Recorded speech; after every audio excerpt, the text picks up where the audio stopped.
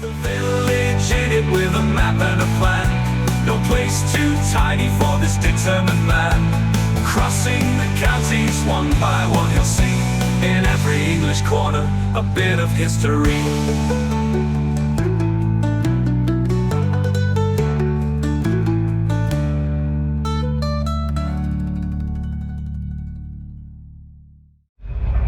Hello folks, welcome back to Harrogate for the penultimate time on the eastern side of the district. There will be one more after this, but you will have to wait for that one. Anyway, where am I? Well, you probably can't tell, but I'm standing right here in a little car park that's got space for 12 cars.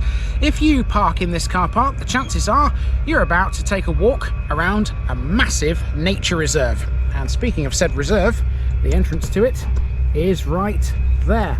So we're going to do that at the beginning of this episode. Welcome to Staveley.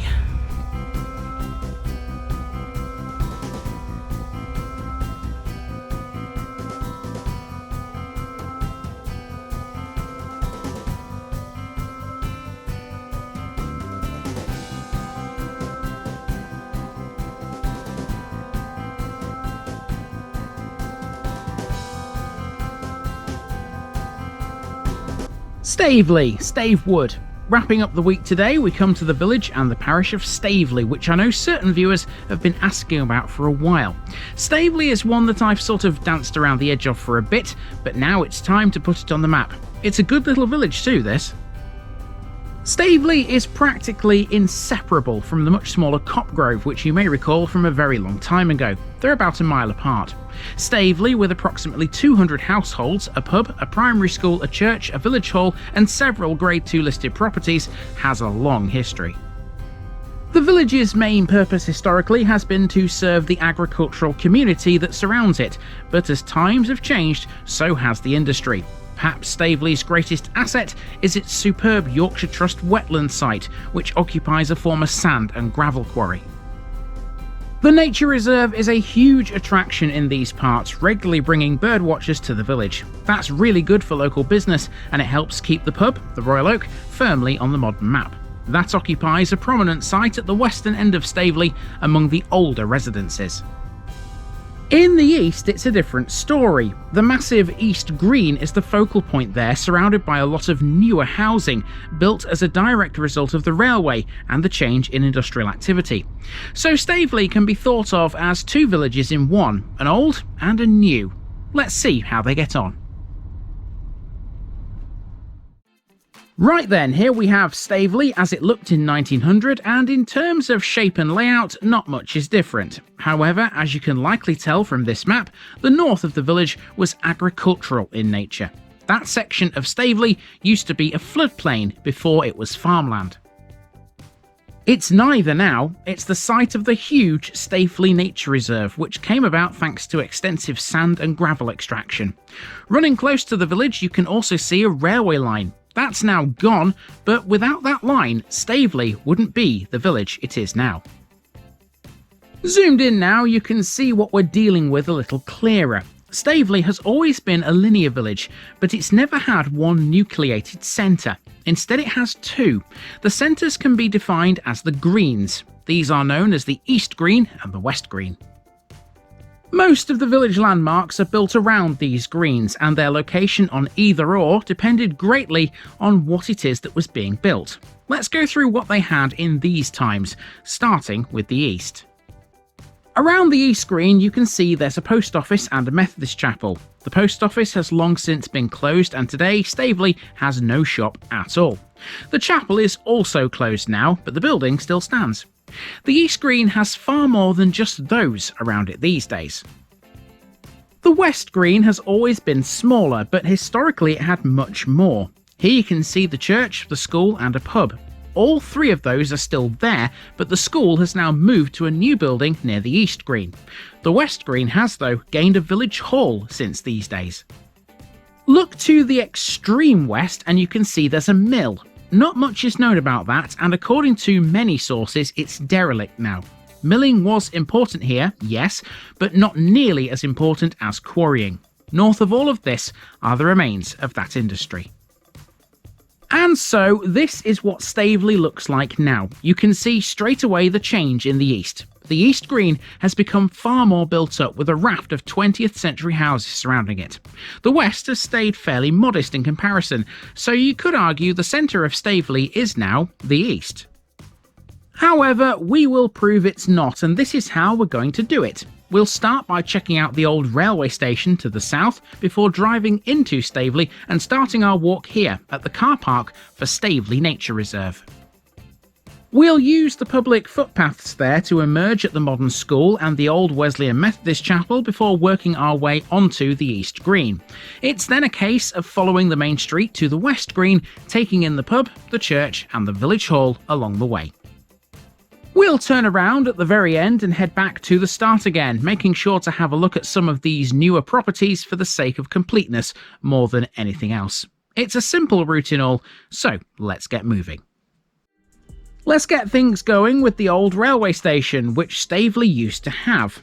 Despite the fact we're in Staveley, this station was known as Copgrove, named after another village we visited a while ago. It was on the Pillmore, Burbridge and Knaresborough Railway. The station served both Copgrove and Staveley between the years of 1875 and 1964, although passenger trains were curtailed some 14 years prior to its final closure. For its last remaining years, it was goods only. So why was this called Copgrove and not Staveley? Well, the answer is all thanks to the town of Staveley in Derbyshire. When the station initially opened, it was known as Copgrove and Staveley, but the latter name was dropped in 1881 to avoid confusion with Staveley near Chesterfield. As we know from our previous adventures, the line this was on had several intermediate stations. There were three, this one, Brafferton and Boroughbridge. After passing through Copgrove station, the line ran north via a road bridge over Main Street. Let's drive that now towards our start point. The railway had quite an effect on Staveley, even though it was never a major one. It was probably the reason why the eastern end of the village is so built up when compared to the west these days. As we'll see, the east has plenty of early to mid 20th century properties. The railway might also have been key in the establishment of a sand and gravel quarry to the north and west of Staveley in the early 20th century too. Sand and gravel workings here have long since been discontinued, but where they took place hasn't just been abandoned. Far from it, actually. This is Staveley Nature Reserve, the history of which is one of constant transformation. This used to be a natural wetland many years ago before it was converted to agricultural use. At that time it was known as the Staveley Cars, and it was a natural floodplain for the River Ure. With the establishment of the railways, sand and gravel were extracted from it, but now it's come full circle, having been turned back into a wetland by the Yorkshire Wildlife Trust, a project that started in 2002. It's now a diverse wetland habitat and one of the main reasons to visit Staveley. A true wildlife haven with shallow open water lagoons, grasslands and meadows, it covers 79 hectares and offers a free car park for its visitors. There are plenty of things to attract you here. First and foremost, there's a large network of surfaced and unsurfaced public and permissive footpaths. Birdwatchers visit this place frequently. There are 5 bird hides here, 3 of which are fully accessible. The reserve plays host to enormous numbers of geese and lapwings. Staveley is also a great place for seeing otters, sometimes in the middle of the day. Wildlife is abundant everywhere on the reserve. Hebridean sheep and Highland cattle graze the land throughout the year. Roe deer and foxes are common, and if you sit very still in a quiet spot at dusk or dawn, you might glimpse 2 much smaller mammals, the water shrew and harvest mouse. Common terns and barn owls love to populate the many nest boxes specially built for them here. Little ringed plovers, avocets and oyster catchers sometimes breed here too, while in winter the lagoons host pintails, widgeons, goldeneyes, snipe and shovelers. In total, a staggering 212 bird species have been recorded here, ranging from the commonly known blue tits, yellowhammers, kestrels and song thrushes to species in serious decline, such as tree sparrows and reed buntings.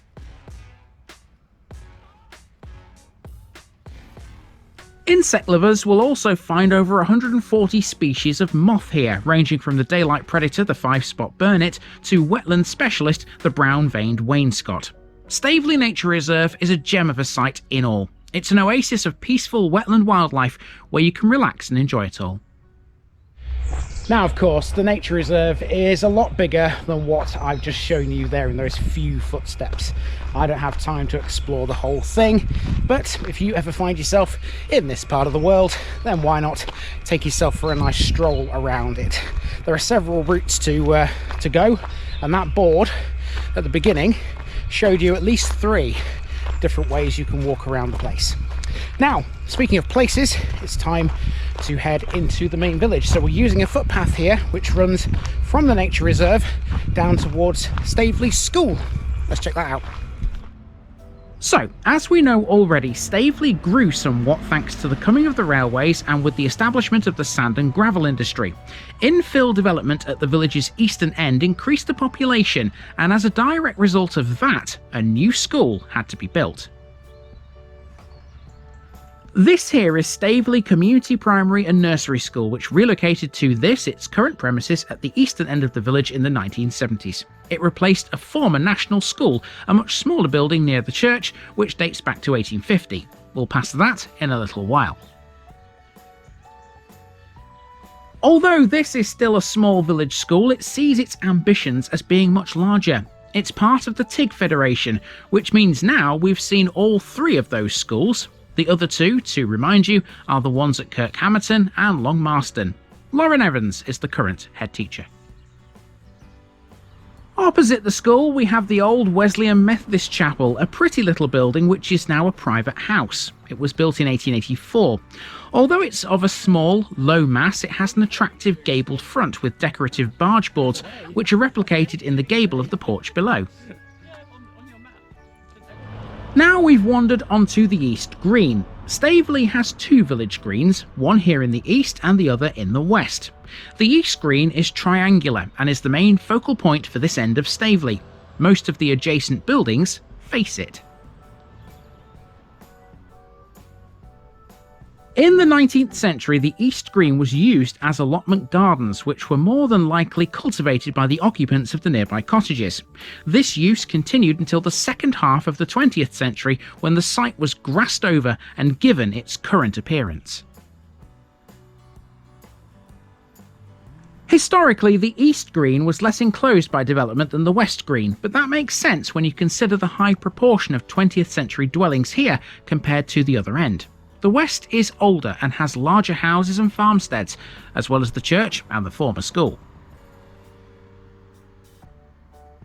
The historical differences between the opposite ends of the village is perhaps illustrated best by the fact that the Wesleyan Methodist Chapel and an earlier primitive chapel were built next to the East Green. Why does that matter? Well, it's a matter of class, evidently. Nonconformist religion was popular among the working classes, whilst the Church of England was traditionally seen as belonging to the upper and middle classes. This is why the chapels are at this end, where many working class families would have lived.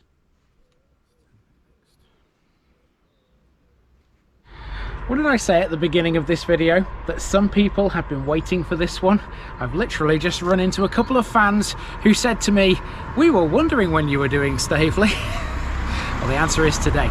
And to make it official, I found the parish notice board on the green. So you know what that means? There's a card going on this. It's not a pin board, unfortunately. So, well, it is a pin board, but it's closed and I can't get into it.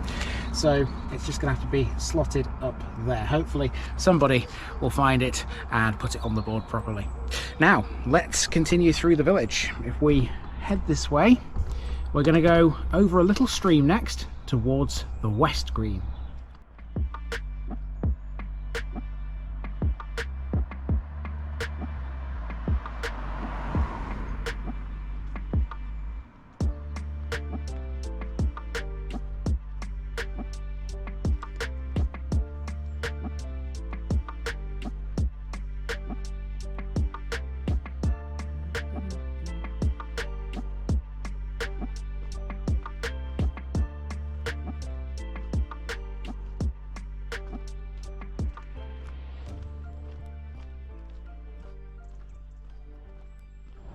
The two greens are on opposite sides of Tanner Beck, a small stream that runs through Staveley from north to south. Here is that stream, which we're about to pass over as we head for the West Green. We're off to find the Royal Oak pub next.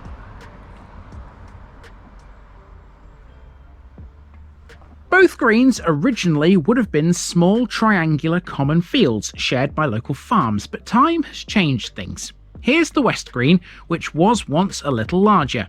The northern side of it has now been turned into a car park for the Royal Oak.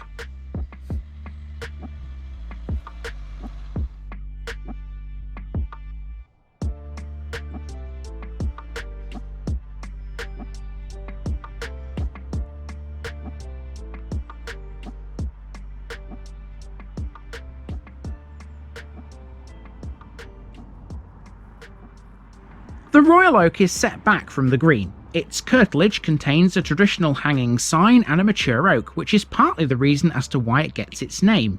If you know your history, you'll understand the rest is to do with the Battle of Worcester.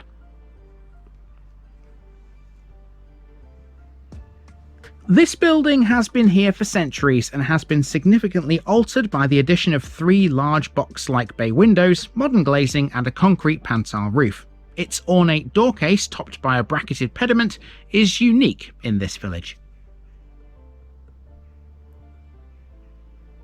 The Royal Oak has everything you need for a great time, no matter the time of year.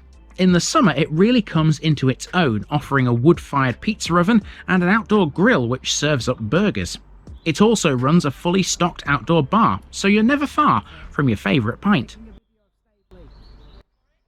Next to the Royal Oak are a set of houses known as lodge cottages. It's a short terrace with attractive interlocking Gothic-style glazing bars and distinctive curved porches, faced with cobbles. In front of number 4 is what is believed to be the former brew house to the Royal Oak.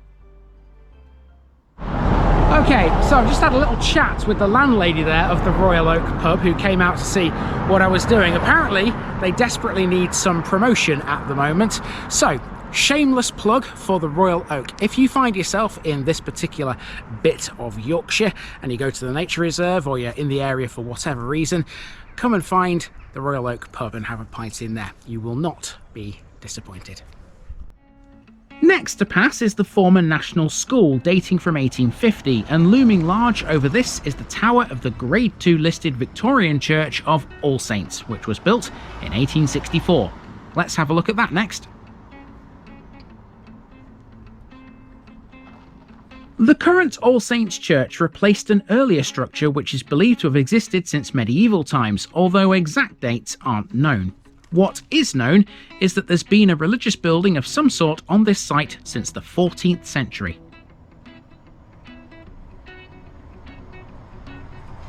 This church is the third to sit on this plot of land. The foundation stone for All Saints was laid on the 18th of April 1851.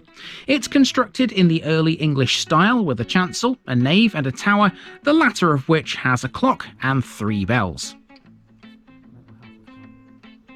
There are lots of stained glass windows here, the most striking being the 3-panel effort in the east wall behind the altar. It was made by the celebrated Belgian designer J.B. Capronier. There are several other stained glass masterpieces in this one, all well worth checking out. When built, this church could hold 200 people, but now that capacity has been reduced to 120. The reduction in seating was so that it could stay within current fire and safety regulations.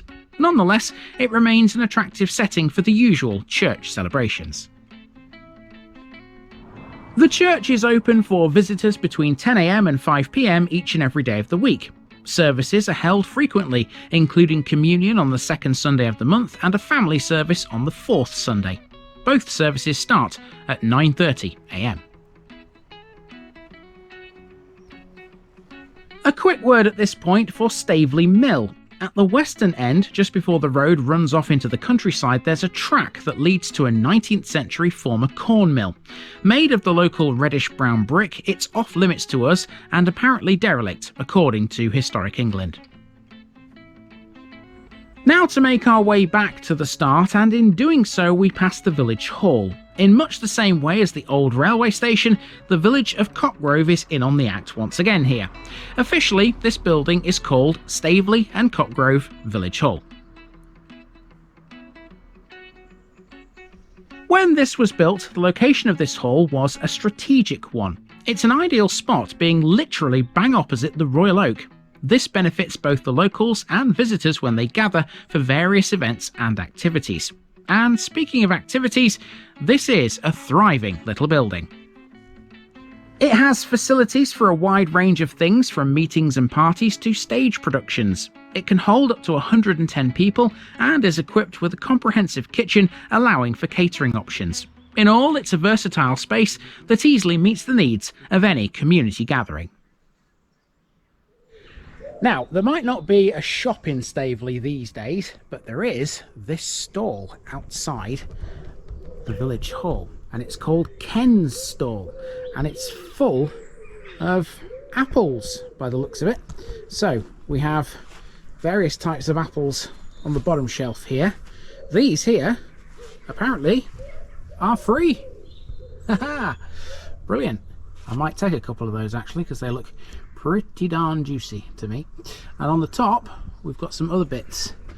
So we've got a couple of plants. What's this? Fish food. Holiday food for all pond fish, whatever that might be. There's a little notice up here. Please place your produce in a tray and select a suggested price from the box below. Oh, right, okay. So for those that want to donate, take your chances. £3. What else we got? £2, 50p. Brilliant, I like it. Fantastic. So yeah, if you want some apples, Ken's Stall is the place to be.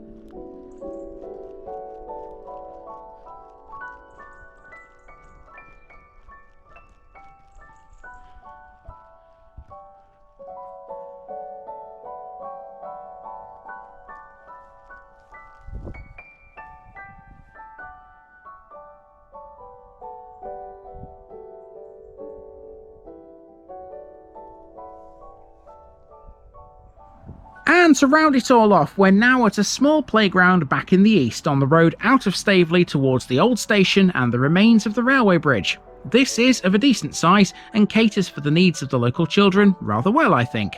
That's your lot in this place.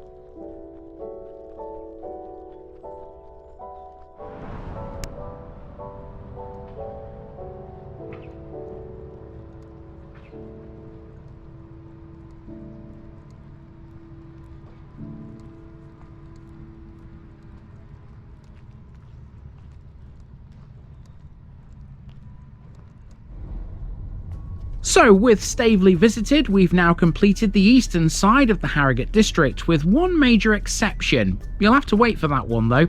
Now it's time to head north as we start to tick off some of the remaining ones on the Hambleton border. See you for those very soon.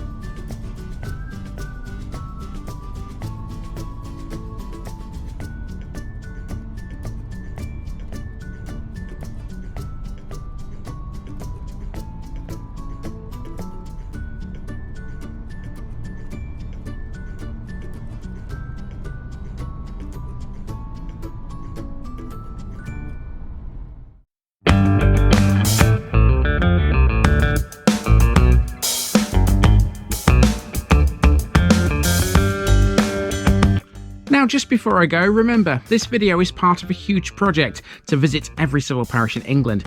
That's more than 10,000. These routes are pre-planned, and due to time constraints, I can't cover every detail or walk down every street. Please don't complain if this video missed something out. I pronounce names how I choose to. I am very aware that local dialect may vary, and I don't take kindly to criticism about this. You've been warned. It's impossible to know everything too. If this video was terrible, make your own.